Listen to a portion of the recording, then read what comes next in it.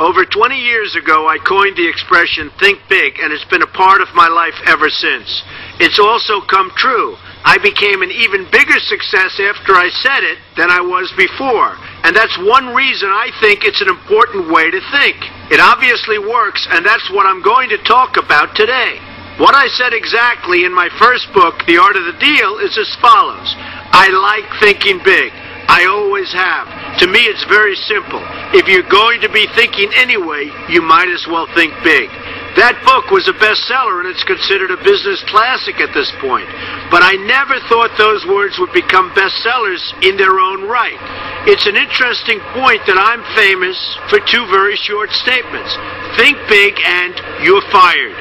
But let's stick to the first one for today. And I'd suggest strongly that you pay attention so that you won't have to hear the second one. Thinking big starts with the details and grows from there. Because I'm a builder, I'm very aware of the importance of having a good foundation. You can't take chances in construction. You can't be haphazard and say, well, maybe this will work, maybe it won't, so let's try it and find out. Because a lot of people will be at risk. I have to know if something will work or not. Every inch has to be accounted for. In other words, thinking big starts with being thorough. So number one, be thorough. Don't count on happenstance to get you anywhere, because it won't. Number two, get a momentum going and keep your momentum going. You have to have big ideas, but you've got to have the energy to get them done, which can sometimes take a long time. If you don't have momentum, you will not have what it takes to get the job done. Patience alone isn't enough. I have a lawyer friend who used to refer to me as the reverse tornado who builds everything in his path. I always like that because it implies a lot of energy and a lot of momentum. And that's exactly what it takes to get anything done. So keep your momentum going. Number three, stay focused. You have to stay focused. The minute you lose focus, you will also be losing your momentum. They go together and you will accomplish a lot more, even amazing things, if you make sure you keep these two things working together for you. I've seen very talented people literally go down the drain because they couldn't seem to keep their focus long enough to get anything done. In this day of multitasking, that can be a real challenge, but it's absolutely necessary. Ask yourself this question: what should I be thinking about right now? That simple question can restore your focus in no time at all. And your answer right now should be listening to Donald Trump. Number four, look at the solution, not the problem. This is very important if you ever want to learn to think big. And here's why. No matter what you do, you're bound to run into problems. It's just part of life, a part of business, a part of anything worth doing. If you let the problems get in your way, they'll become bigger than your idea was to begin with, and you will be a wipeout. No matter how bad things look, keep your focus on the solution, and you will be surprised how things can work out, and work out properly. One way I do this is to ask myself when confronting a possible problem, is this a blip or is this a catastrophe?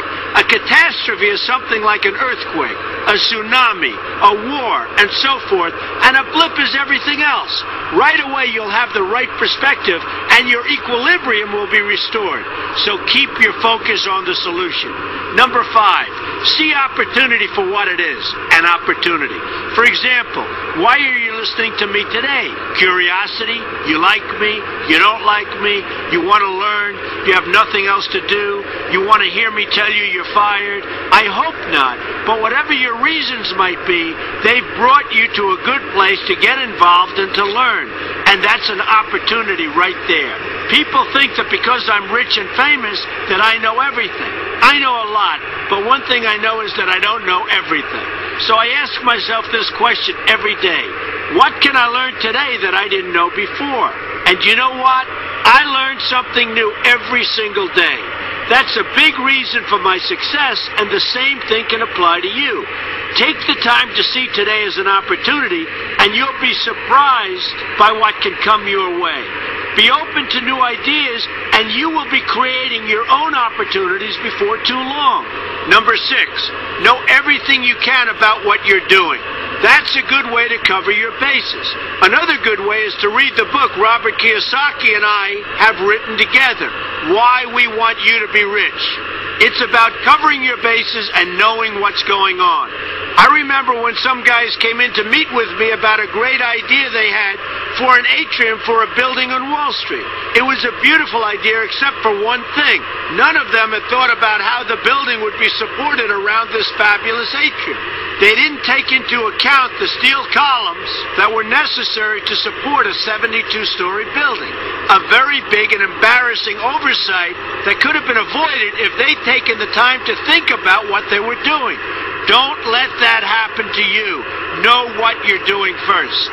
Number 7, be lucky. Remember the old saying, the harder I work, the luckier I get. Well, it happens to be true. It works for me, and I've encountered some pretty big successes. But this goes along with something that's absolutely necessary for great success. Be passionate. You have to love what you're doing if you want to be successful at it. My father told me that it's absolutely true. I might work 7 days a week, but it doesn't seem like work to me because I love what I'm doing.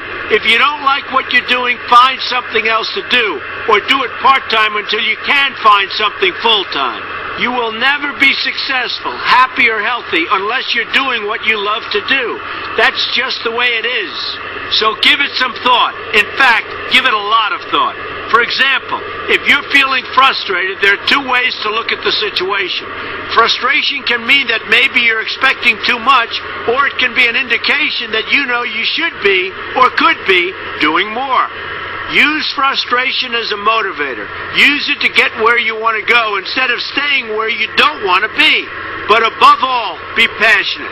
That's the fast track to success, no matter what your interests are. Number 8, see yourself as victorious. That can zap negativity immediately and put a positive spin on problems. I've gotten to the point where I see problems as challenges that I'll enjoy meeting and dealing with. My point here is that no matter what you do, you will encounter problems.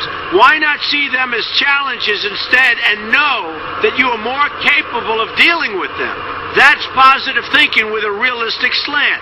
When I go into negotiations, I keep an open mind to what may happen. But I can tell you that there's already a done-deal attitude on my part. I've already thought the process through to the extent that I know everything will be better off if they agree with what I've come up with because I've taken both sides into account. I enter the situation with a victorious attitude, and I've had enough victories to know that this attitude works. Use it. Number 9, be smart. Know that you have something unique to offer because you do use the tools that are provided for you and remain open to new ideas. That's being smart. That's also where innovation comes from. Being smart means you know how to use what you've got. That doesn't mean there's nothing left to learn, but it means that you will have the ability to learn and move forward with success. And success is very important. Success is what you want. Just be successful. Believe me, you'll be happier. I know people who have had very few real advantages in life, and yet they've managed to become giant successes. They figured out how to use what they had, not to dwell on what they didn't have. I'm convinced that everyone has something useful to offer, and if you apply yourself diligently, you'll find that you have what it takes to succeed, and you're going to be a lot happier for it. Number 10, above all, never give up. Never, never, never give up. The only time you will be a failure is if you quit trying. Only losers quit. The biggest losers in the world are quitters. Winners keep on going. So whatever you do, never give up. My father always used to harp, never give up, son, never give up. Don't ever quit. I never want to see you give up or quit. Well, my father was a smart guy, and I listened to him. And remember, think big. A good way to start is to read our new book, Why We Want You to Be Rich. 2 men, 1 message. There's a lot of great advice in there for you, and I expect you to pay attention. You're going to do fantastically well. You're going to be a